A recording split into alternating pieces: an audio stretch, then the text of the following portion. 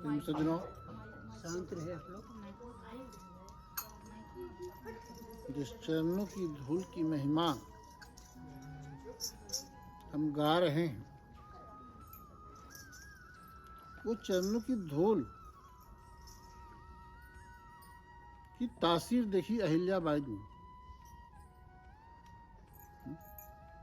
देखिए, आप सभी लोगों ने बहुत बार सुना है, गाया है कि चरणों की धूल लगी अहिल्या पार उतर गई। पर क्या वो चरण की धूल दशरथ को नहीं मिली? क्या वह चरण का धूल कैकेयी, सुमित्रा, कौशल्या को नहीं मिली? मेरी बात समझ में आ रही? जी। जब रास्ता चलते हैं तो धूल में चरण पड़ता है। वही धूली वो किसको नहीं मिल सकती है? कोई प्रतिबंध है उसमें? जो चाहे ले ले। लेकिन एक चीज है देना और एक है लेना, दोनों अंतर है। ठीक समय की बात होती है। संत रविदास का नाम आप लोगों ने सुना है? सुना है या नहीं? संत रविदास का नाम जानते हैं जी? जब वह आत्मज्ञान का प्रचार प्रसार करने लगे तो बहुत तगड़ा विरोध हुआ, बहुत तगड़ा। विरोधियों ने नाना प्रकार के इल्जाम लगाए, जेल भी हवा खानी पड़ी, कोई बात। अंत की स्थिति ये आई कि अब इनको फांसी के तख्ते पर चढ़ाया जाए। और तब यह कानून था, मौत की सजा मौत। बात समझ आ रही है? तब यह कानून था, मौत की सजा मौत। आज भी अरब कंट्रियों में है, आज भी सजा। तब लोगों ने क्या किया कि 3 आदमी का गला घोट दी। आश्रम में रहने वाले सेवक थे, आए लोग बाहर से और तीनों को सोते हुए दाब लिया और गला घोट के मार दी गई। संत रविदास कहीं बाहर किसी गांव में गए थे सत्संग करने के लिए। उनकी सेवकों को गला घोट के मार दी गई और राजा को खबर करके दे दिया गया कि संत रविदास की कुटिया में 3-3 लाश पड़े हैं। राजा ने तुरंत सिपाही पुलिस को भेजा, देखो क्या सच्चाई है। देखा गया कि वाकई में 3 लाश पड़े हैं कुटिया के अंदर, पर गला घोट के मारा है, इसलिए खून की धब्बा कहे हैं ना। बात समझ आ रही? राजा भी चल के आए नहीं। जब तक खबर हुआ, राजा को कंफर्म जानकारी हो गई पुलिस के द्वारा, तो रविदास गिरफ्तार किए गए।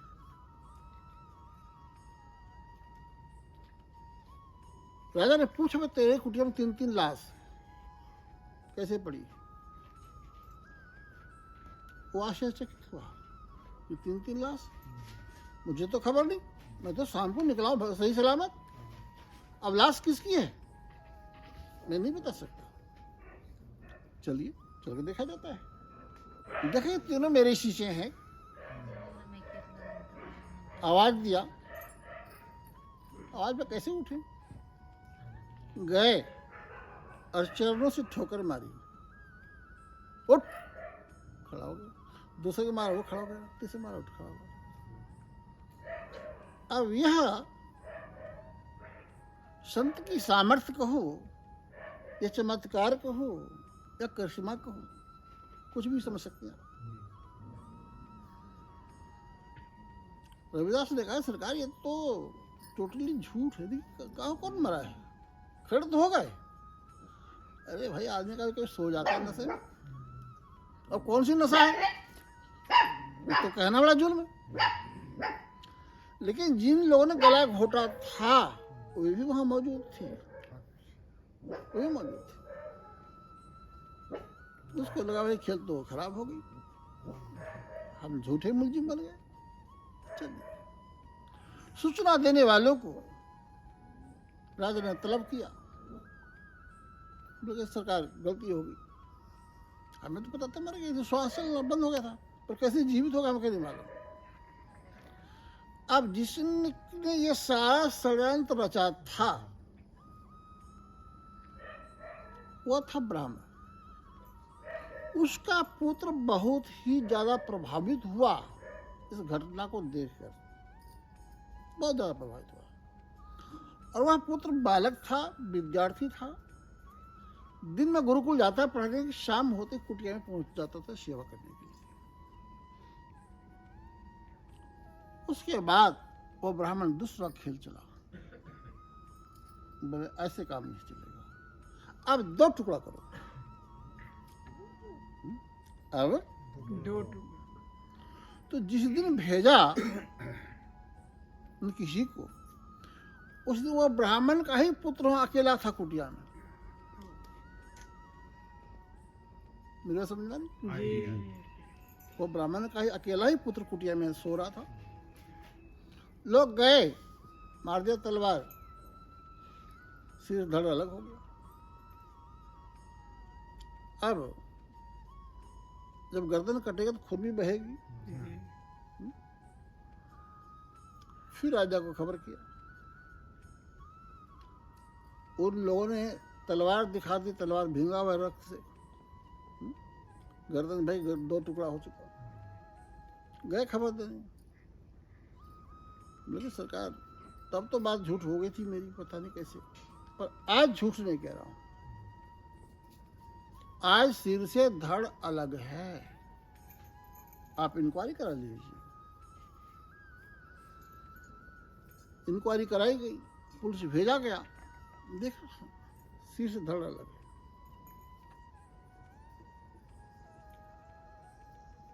संत रविदास दिन भर जूता गांठना या जूता सिलना से पॉलिश करना, यही उनकी जीविका का साधन था। शाम होती गांव गांव में निकल जाते थे सत्संग करने के लिए, अपने धर्म का प्रचार करते। अपनी जीविका के लिए संत रविदास और संत कबीर, इन दोनों ने खुद ही प्रयत्न किया है। बात समझे जी। ये दो ऐसे संत हुए जो अपनी जीविका के लिए खुद प्रयास करते थे। मामला बिखर गई बहुत ज्यादा, रविदास फिर पकड़े गए। हुआ क्या, तो तुमने दो टुकड़ा कर रखा है।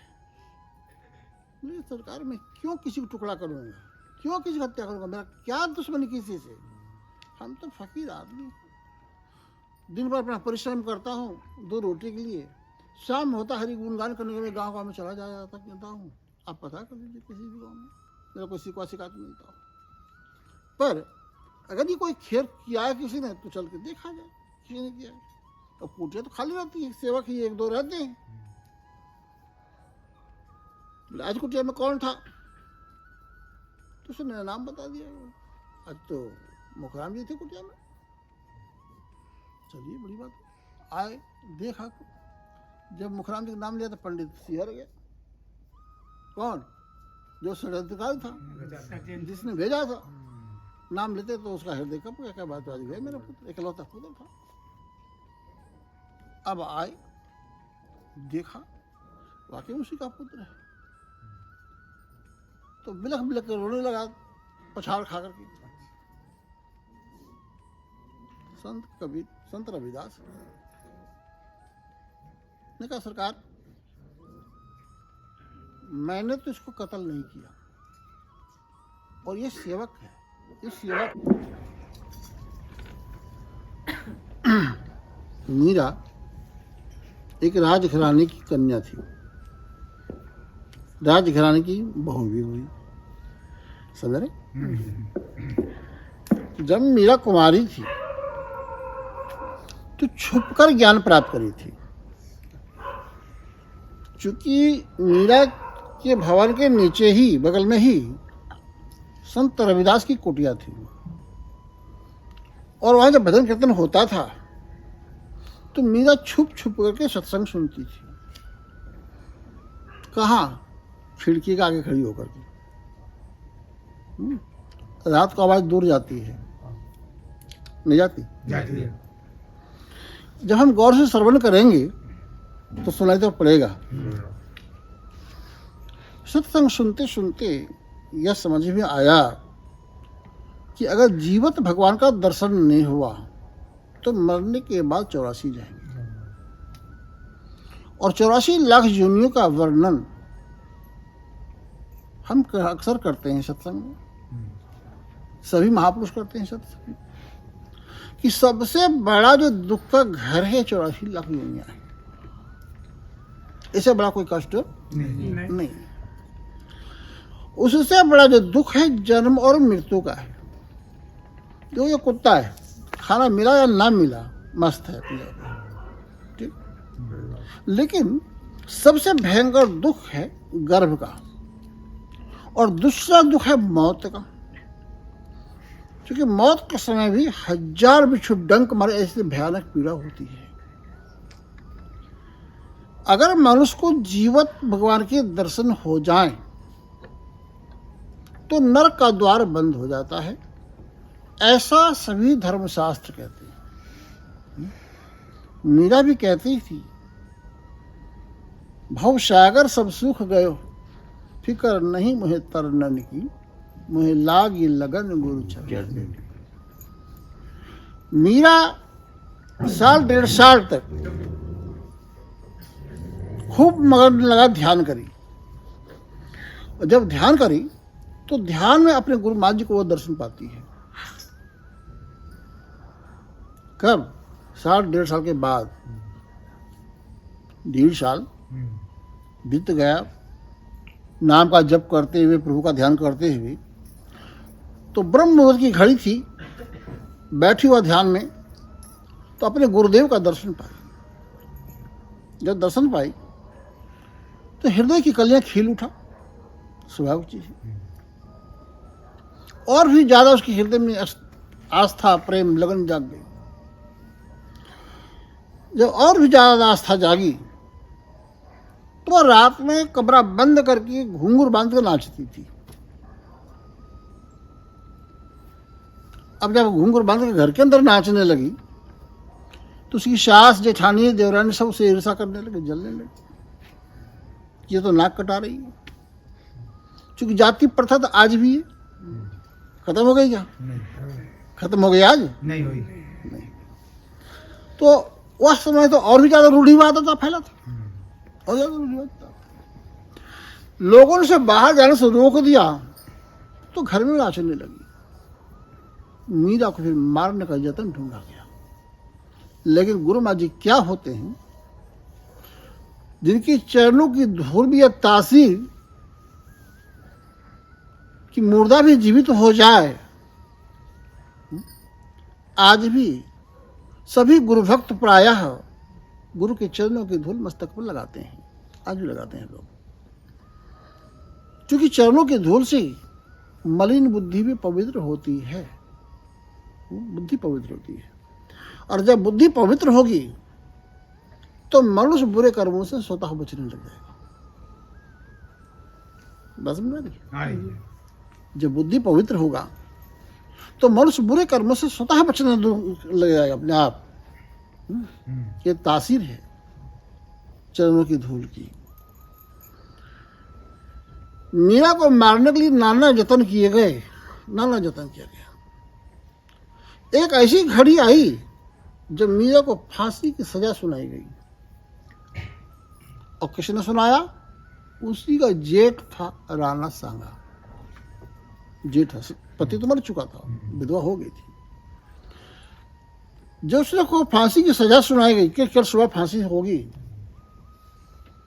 तो मौत का भय तो सभी को होता है, नहीं होता? होता। मीरा पूरी रात बैठ गई ध्यान में, लेकिन रात संकल्प तो किया कि सुबह मौत फांसी होगी तो नींद तो कहाँ आ रही है, बैठ के ध्यान ध्यान में उसको गुरु माँ जी को दर्शन हुआ और गुरु माँ जी ने कहा मीरा ये जीवन अनमोल है, क्यों झूठे रिश्तेदारी में फंसकर जीवन को बर्बाद करना चाहिए। बात समझा रहे हैं लोग? ये रिश्तेदारियां क्या सच है झूठ? समझ में जितनी हमारी रिश्तेदारियां हैं सच है झूठ? झूठ। सभी रिश्तेदारियां झूठ होती है। आत्मा ना किसी का पिता है ना पुत्र, न किसी का पति है ना पत्नी, आत्मा ईश्वर की अंश है। ये सब रिश्ते जुड़े हैं पूर्व जन्म के संस्कार से, पूर्व जन्म के संस्कार। सज्जनों, जब उसको यह कहा आदेश दिया गुरु माँ जी ने कि झूठे रिश्तों में फंसकर क्यों जीवन को बर्बाद करना चाहिए, ये सारा ही काफी था। ध्यान से उठ गई और निकल पड़ी। जब निकली तो सभी पहरेदार सो रहे थे। गुरु माँ जी की निर्देश है, पहरेदारों की आंखों में नींद आ गई। तो गुरु समर्थ सिर पर खड़ी, क्या कमी तो हिदास, रिद्धि सिद्धि सेवा करे, मुक्ति में छाड़े बस। जब मीरा भवन को छोड़कर निकल गई, उस राज्य में वर्षा का बूंद नहीं पड़ा। 12 साल बीत गए, त्राही त्राही होने लगी। कुछ ज्योतिषियों ने आकर कहा कि देखो, जब से मीरा गई है तब से एक बारिश का बूंद नहीं पड़ा। ये भूमि बेकार हो जाएगी, और वो बेकार हो गई। आज जिसको हम रेगिस्तान के नाम से जानते हैं, क्या कहते हैं? तो घास भी पैदा होता नहीं, घास भी पैदा नहीं होता। तो अनिश्चित बात ही क्या है।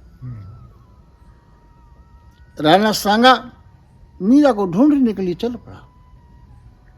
ढूंढते ढूंढते ढूंढते ढूंढते बरसों लगा उसको ढूंढने में, इसमें कोई संदेह नहीं। पता चला आज मेरे इस गांव में आए, पता चला इस गांव से उस गांव में गए हैं, वहां से पता चला वहां गए हैं। एक जगह ऐसी पहुंची गुजरात में, एक मंदिर था, कृष्ण के भगवान का मंदिर था। कुछ लोगों का मीरा कहीं भी जाती सत्संग करने के लिए, रात को 12 बजे 2 बजे आती, इस मंदिर में ठहरती है। एक तरह गुप्त जानकारी उनको मिल गई राजा को कि ठहरती यहीं पर है। कहाँ है? तो अकबरपुर में गए, सत्संग कर रही मीरा। पहुंचे अकबरपुर, पता चला सत्संग समाप्त हो गया, मीरा तो पट्टी पहुंच गई, चली गई पट्टी। आए तो मंदिर में आपने तो लकड़ी दरवाजा लगा रखा है, कहीं मंदिरों में केवल ग्रिल होता है जो आर पार दिखाई। देखा मेरा ध्यान मग्न है, उसने डिस्टर्ब करना उचित नहीं समझा, क्योंकि जिस मीरा को निकलने के बाद उसके देश में बारिश का बूंद नहीं हुआ। अब तो अपनी गलतियों पर पश्चाताप है कि किसी तरह मीरा माफ कर दे, वापस चले, जनता सुखी हो जाएगी। जो ही मीरा का द्वार खुला, साष्टांग दंड उसने प्रणाम किया कि मीरा क्षमा कर दो। नारी है, लज्जा भी है। अब वहीं पर मीरा ने प्रार्थना की, प्रभु अब मुझे जगह दे दो, अब मैं नहीं रहना चाहती। इतना प्रार्थना करने के बाद मूर्ति फट गई और उसी मूर्ति में वो समाई है, उसी मूर्ति में समाई। तो धरती फटी 2 लोगों के लिए, एक सीता और दूसरा मीरा। बस में संतुल का आया है सो जाएगा, राजा रंग फकीर, एक सिंहासन चढ़ चला, एक बंधा जंजीर। तो सिंहासन आई मीरा और सीता के लिए, तो आज हम भी उसी पथ के पथिक हैं, हम भी उसी पथ के पथिक हैं, उसी राह की राहगीर हैं, जिस राह पर मीरा चली, जिस राह पर ध्रुव और प्रहलाद चले, जिस राह पर राम और कृष्ण चले।